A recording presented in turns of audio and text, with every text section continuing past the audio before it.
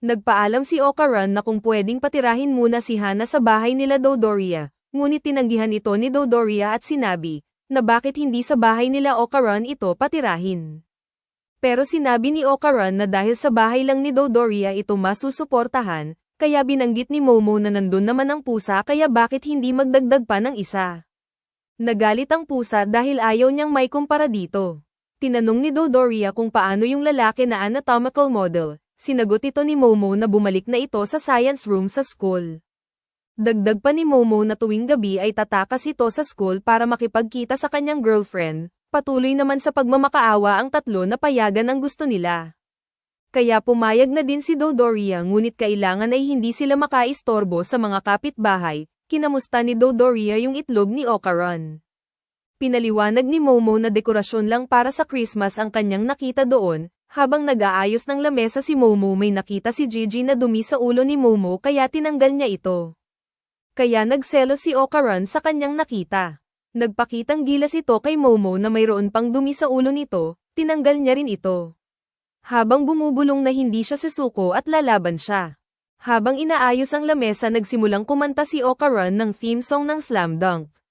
Kaya kumanta na rin si Gigi, dahil sa sobrang gulo ng dalawa ay nagalit si Dodoria.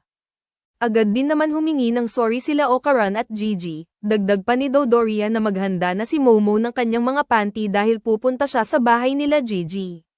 Nagalit naman si Momo dahil bakit kailangan pang sabihin iyon sa kanya. Nagulat naman si Okaran kung bakit ito pupunta sa bahay ni Gigi. Kaya pinaliwanag niya na dahil sa sumpa na kailangang tanggalin sa bahay nila Gigi, ngunit nagagalit si Okaran kung bakit silang dalawa lang ang pupunta doon.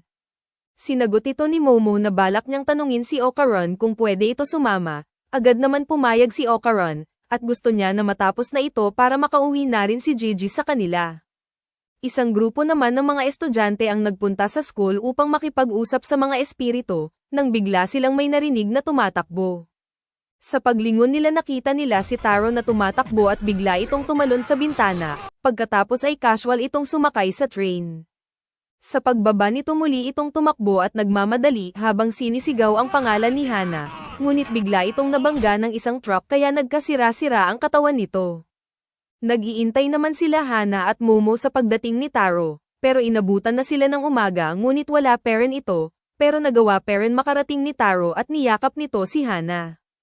Nagpapasalamat naman si Taro kay Momo dahil sa pagsama nito kay Hana, pinaliwanag ni Taro na mayroon lang nangyari kaya natagalan siya sa pagdating.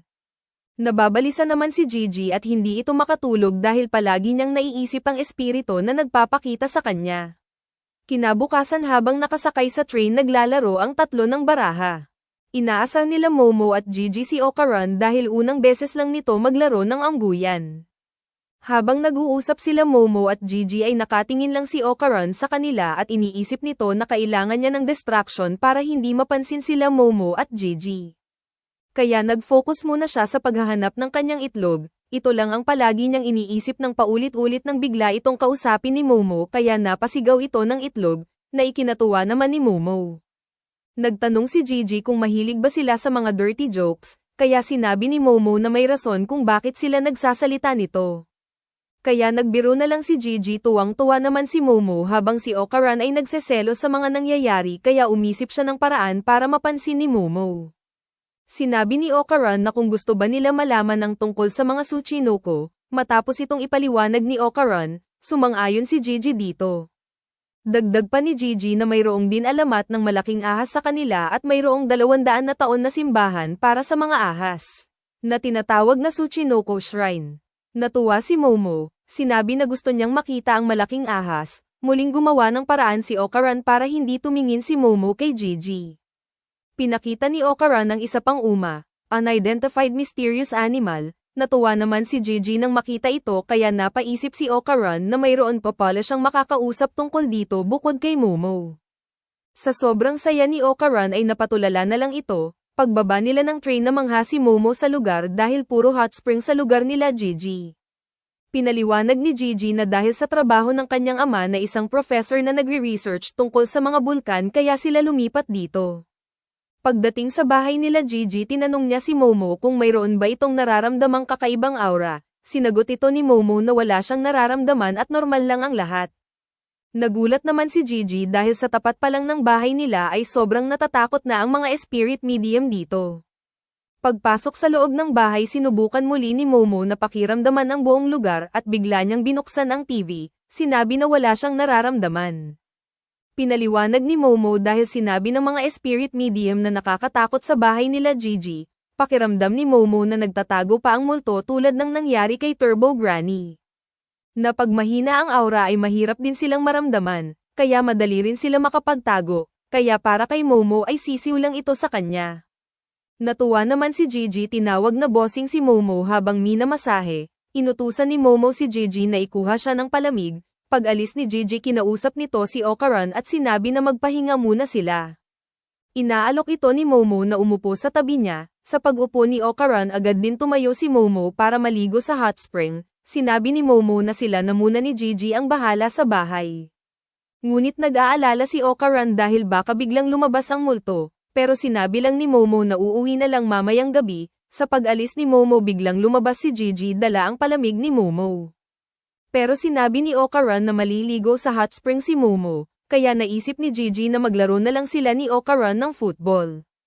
Dahil hindi marunong si Okaran ay tinuturuan ito ni Gigi, ngunit naisip ni Okaran na buti na lang at wala si Momo dahil nakakahiya ito para sa kanya. Kaya naisip ni Okaran na kung makakapag-practice lang siya ay makakapagpakitang gilas din siya kay Momo. Nagtanong naman si Gigi kung may gusto ba si Okaran kay Momo dahil doon ay natigilan si Okaran sa pagsipa, sa kabilang banda habang naliligo si Momo. Iniisip nito kung magkakasundo ba ang dalawa dahil ito ang unang lalaki na kaibigan ni Okaran kaya naisip niya na wag muna makigulo. Ngunit hindi napansin ni Momo na mayroon palang nakatingin sa kanya, sinabi naman ni Okaran kay Gigi na importante si Momo para sa kanya. Ngunit para naman kay Gigi ang gusto niya kay Momo ay yung mukha pati ugali nito, sinagot ito ni Okaran na iyon din ang gusto niya kay Momo. Kaya nagtalo ang dalawa habang naglalaro ay sinasabi pa nila ang iba pang gusto nila kay Momo, pinagyabang ni Gigi na mas lamang siya dahil kababata niya si Momo. Ngunit sa isip ni Okaran ay mas lamang siya dahil nahalikan na niya si Momo. Napansin naman ni Momo na mataas ang harang kaya wala siyang makita sa labas. Biglang nagbukas ang pinto at pumasok ang grupo ng matatanda upang maligo. Dahil walang balak sumuko sila Gigi at Okaran ay naisip ni Gigi na magkamayan na sila at magbati, ngunit bigla itong hinila ni Gigi at sinakal si Okaran.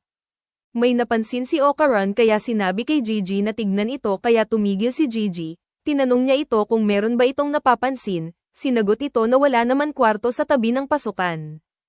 Tinanong naman ng matanda si Momo kung bakit mag-isa lang ito pumasok sa loob, dahil ang hot spring pala na iyon ay pang-unisex. Pinaliwanag ni Gigi na pag mula sa labas mo titignan ay parang imposible na magkaroon ng kwarto dito. Nag-iisip naman si Momo kung papaano siya makakalabas dahil nakaharang sa daan ng grupo ng matatanda, dahil pag hindi pa siya umahan ay patuloy lang siyang mahihilo. Naisip ni Gigi na sirain na lang ang pader. Tingin niya na yon ang dahilan kung bakit nagkaganon ang kanyang mga magulang. Tinanong si Momo ng matanda kung alam ba nito ang buwaya. Sagot ni Momo na isa itong malaking tuko, sinagot ito ng matanda na hindi iyon, kundi yung mga mahilig tumambay sa hot spring at naghahanap ng mga babaeng nakahubad. Unti-unti naman lumalapit ang mga matanda kay Momo, matapos sirain ni Gigi ang pader nakakita sila ng madaming talisman sa loob nito, habang papalapit ang mga matanda ay naisip ni Momo. Pag napa-atras niya ang pinuno nito ay magwawatak-watak na rin sila, ngunit bago pa makaatake si Momo bigla na lang tinapitan ng kamay ni Momo at nilubog ito sa ilalim. Hindi naman makapaniwala sila Gigi at Okaran sa kanilang nakita.